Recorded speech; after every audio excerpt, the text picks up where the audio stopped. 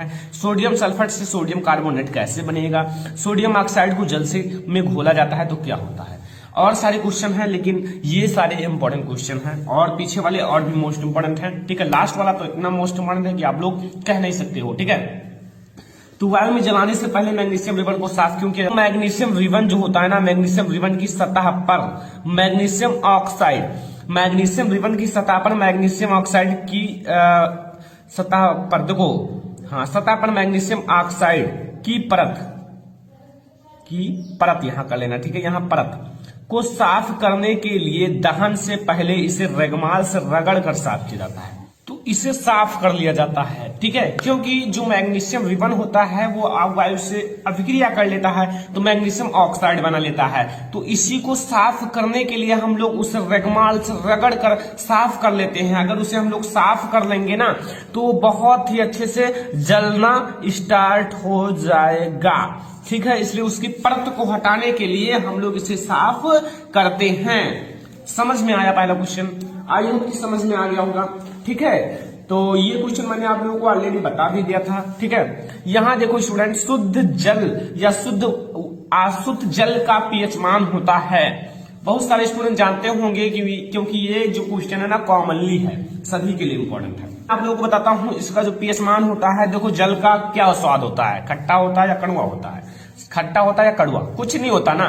तो अगर 7 से कम होंगे तो खट्टे होंगे और 7 से ऊपर होंगे तो कड़वे होंगे, छाल होंगे, लेकिन ये तो कुछ नहीं होता, तो 7 ही रख दो।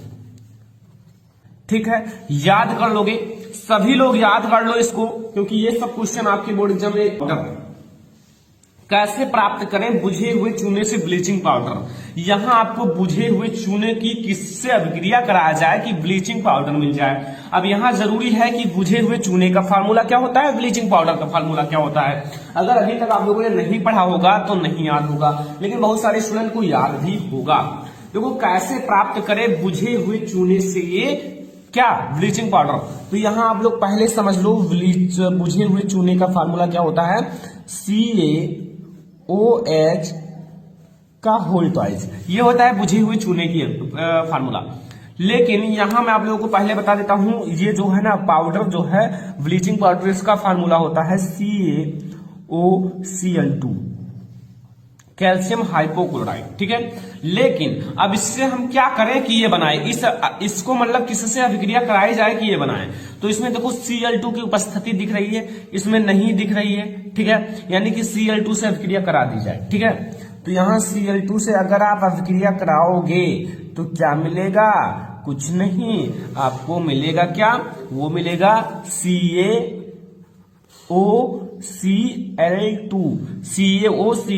प्लस, देखो यहां Ca और यहां से मैंने एक वो ले लिया और यहां Cl2, इसमें अभी 2 H है और एक वो है, क्योंकि मैंने एक ही O लिया है, तो H 2 है और O 1 है, तो H2O।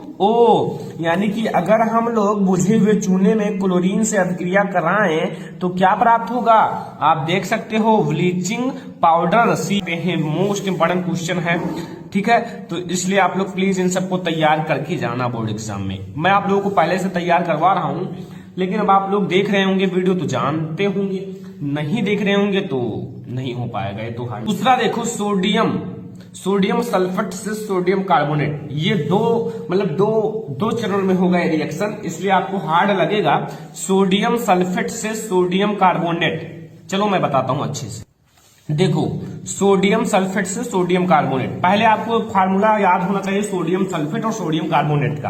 तो सोडियम सल्फेट का फार्मूला क्या होता है ये तो मैं आप लोगों को बता देता हूं, लेकिन सोडियम सल्फेट का जो फार्मूला होता है वो तो बहुत सारे स्टूडेंट जानते होंगे ना, Na2 यानी कि सोडियम और SO4 सल्फेट, सोडियम सल्फेट। अब इसमें हम क्या करें कि सोडियम कार्बोनेट प्राप्त हो जाए। सोडियम कार्बोनेट का फार्मूला क्या होता है, सोडियम कार्बोनेट Na2CO3 से कार्बोनेट होता है। ठीक है, अब हम लोग क्या करें कि ये सोडियम कार्बोनेट प्राप्त हो जाए, तो इसमें अगर Na2SO4 में हम लोग क्या करें, कार्बन की 4 मॉलिक्यूल्स 4C लें। ठीक है, 4C लेंगे तो हमें प्राप्त क्या होगा स्टूडेंट जानते हो, मैं तो दूसरा लिख दिया, Na2S Na2S, ठीक है, Na2S plus 4CO plus 4CO, Na2S plus 4CO, ठीक है। अब ये जो हमें Na2S मिला है ये Na2S, चलो मैं दूसरे कलर का यूज करता हूं, A2S ये जो मिला है, ठीक है, हमें प्रोडक्ट के रूप में। अब इसकी अभिक्रिया जब हम लोग कैल्शियम कार्बोनेट के साथ कराएंगे, कैल्शियम कार्बोनेट के साथ, तब हमें Na2 ये है। अब यहां से CO3 ले लो, Na2CO3, ठीक है, Na2CO3 प्लस CAS, ठीक है, CAS। अब यहां देखो ये क्या था, सोडियम सल्फेट है ना,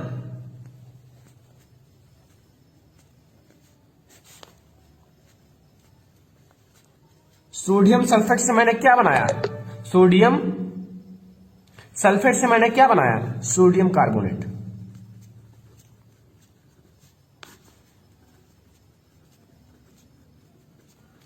सोडियम सल्फेट से सोडियम कार्बोनेट, बस यही करना था, देख लो, सोडियम सल्फेट से सोडियम कार्बोनेट, ठीक है। अगला 4 नंबर क्वेश्चन, क्या होता है जब सोडियम ऑक्साइड को जल में घोला जाता है। स्टूडेंट, जो सोडियम ऑक्साइड है उसे अगर हम लोग जल में घोले, सोडियम ऑक्साइड का फार्मूला क्या होता है, Na2, ठीक है, ये हो गया सोडियम और O से ऑक्साइड, ठीक है। सोडियम ऑक्साइड का क्या करें, इसको हम H2O यानी कि जल में घोल दें। तो सोडियम ऑक्साइड को अगर आप लोग जल में घोलोगे तो हमें क्या प्राप्त होगा, देखो यहां हमें 2 मॉलिक्यूल हैं Na के, तो 2Na प्राप्त होगा, ठीक है, और AOO कितने हैं, 2, तो एक वो लगा दोगे तो ये दोनों के बराबर हो जाएगा, H भी 2 है तो 2, N2NaOH सोडियम हाइड्रोक्साइड प्राप्त होगा, ठीक है, NaOH, ठीक है, समझ में आया। अगर हम लोग सोडियम ऑक्साइड को जल में घोला जाता है तब हमें 2NaOH प्राप्त होता है। क्या प्राप्त होता है, 2NaOH। रिएक्शन को सब लोग नोट कर लो, जो मोस्ट इंपॉर्टेंट रिएक्शन है वो मैं आप लोगों को करा देता हूं, ठीक है। चलो अगला देखते हैं। अगला क्वेश्चन आपके सामने है स्टूडेंट कि देखो, लोहे को जंग से बचाने के लिए 2 तरीका बताइए। जो लोहा होता है, नंबर 1, लोहे की सतह पर पेंट या ग्रीस लगाकर। अगर जो कोई भी लोहा है उसकी सतह पर हम लोग पेंट लगा दें या ग्रीस लगा दें तो वो जंग लगने से बच जाता है, ठीक है। लोहे की सतह पर क्या करें, पेंट लगा दें या ग्रीस लगा दें, ठीक है। दूसरा है लोहे की वस्तु पर जस्ते का परत चढ़ाकर। जो लोहे की वस्तु है उस पर हम लोग जस्ते की परत चढ़ा दें। दोनों समझ में आ गए ना। पहला लोहे की सतह पर पेंट या ग्रीस लगाकर, और दूसरा है लोहे की वस्तु पर जस्ते का पेंट या परत चढ़ाकर, ठीक है, समझ में आ गया ना। यहां अगला देखो क्वेश्चन नंबर 6 है, मैं आपको दिखाता हूं। योगात्मक अभिक्रिया। योगात्मक अभिक्रिया को उदाहरण सहित समझाइए। योगात्मक का अर्थ होता है जुड़ना, ठीक है। मैं यहां लिख देता हूं सब कुछ योगात्मक अभिक्रिया के बारे में, ठीक है। योगात्मक, इसका रिएक्शन भी देना है इसलिए आप लोगों को हार्ड लगेगा, लेकिन छोटा सा रिएक्शन है, सरल लगेगा। योगात्मक अभिक्रिया में जो पदार्थ होते हैं, क्या पदार्थ आपस में, जैसे 2 पदार्थ हैं आपस में संयोग करेंगे, संयोग करके, मतलब 2 पदार्थ वो आपस में संयोग करेंगे, एक करके एक पदार्थ बनाते हैं।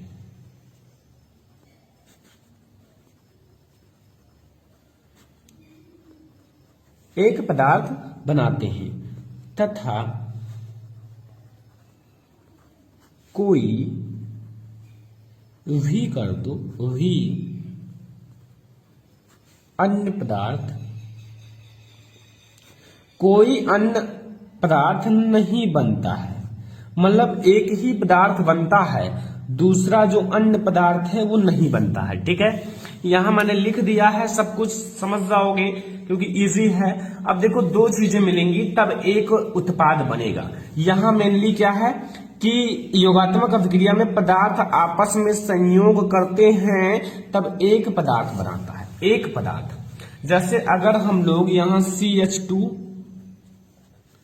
डबल बॉन्ड CH2, यहां डबल बॉन्ड इसलिए लगा क्योंकि एल्कीन समूह है और एल्कीन समूह में डबल बॉन्ड लगते हैं, ठीक है। CH2 डबल बॉन्ड CH2, इसे ऐसे भी लिखा जा सकता था C2H4 एथिलीन, ठीक है। तो मॉलिक्यूल सॉरी H2 हाइड्रोजन मिला लो।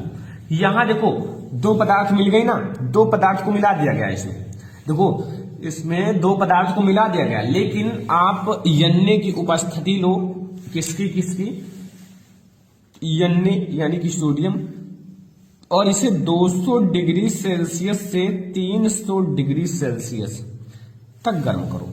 200 डिग्री सेल्सियस से 300 डिग्री सेल्सियस पर गर्म करो। तो यहां देखो आपको प्राप्त क्या होगा जानते हो, एक ही प्राप्त होगा, ये CH2 3CH3, ये एक है ये एक, दो मिलकर एक बनाया। क्या बनाया? CH3CH3, यानी कि ये क्या बना है? एथेन। देखो दो चीजें हैं, एक एक ये एल्केन समूह बना है, ठीक है। 2 और 6 सॉरी एल्केन नहीं, तो एल्केन समूह है एथेन।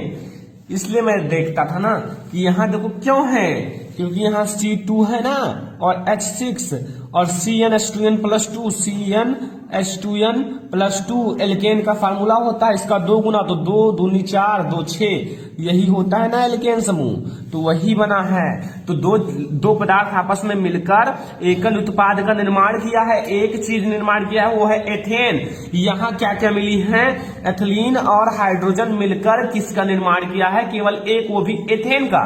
तो यही इसीलिए कहा गया कि योगात्मक अभिक्रिया में पदार्थ आपस में संयोग करके एक पदार्थ बनाते हैं तथा कोई अन्य पदार्थ नहीं बनता है। एसिटिक अम्ल से मेथेन, मोस्ट इंपॉर्टेंट है, आपके सामने लिखा हुआ है मोस्ट इंपॉर्टेंट। इसको आपको करना क्या है? एसिटिक अम्ल से मेथेन बनाना है।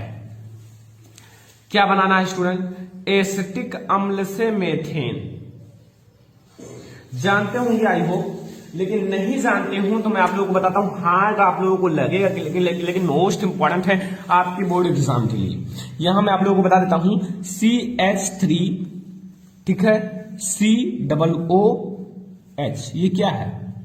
एसिटिक अम्ल है। क्या है? एसिटिक अम्ल है। अब इसमें अगर हम लोग NaOH ऐड करें, क्या ऐड करें? NaOH, ठीक है, तो हमें क्या प्राप्त होगा जानते हो? तो हमें प्राप्त होगा CH3COONA, ये है सोडियम एसीटेट। क्या है? सोडियम एसीटेट, ठीक है। क्योंकि अगर R, इसे R कहा जा सकता है, COO आ जाए ना, RCOO और प्लस H2O, लेकिन हमें तो मेथेन मिला ही नहीं, तो क्या होगा? इसी का हम लोग दोबारा अभिक्रिया NOH के साथ कराएंगे। इस चीज का फिर से कराओ, CH3COONA, सोडियम एसीटेट। ये जो सोडियम एसीटेट है, नाम लिख लो अभी, सोडियम एसीटेट इसका, ठीक है। तो इसकी हम लोग अभिक्रिया दोबारा NaOH के साथ कराएंगे, तो हमें प्राप्त क्या होगा? अब हमें प्राप्त होगा मेथेन, क्योंकि यहां हमें मेथेन प्राप्त होगा, क्योंकि यहां CH, यहां देखो 3 है और एक ये ले लो H, 4 हो गया, CH4 प्लस, अब जो आपका बचा उसे निकाल दो, Na2 बचा, Na2 और क्या बचा? CO3, सोडियम कार्बोनेट बचा, ठीक है। समझ में आया? ये डबल हैंड रिएक्शन है, 2 बार होता है, इसलिए आप लोग याद रखना। अब हम लोग IUPAC नेम देखेंगे।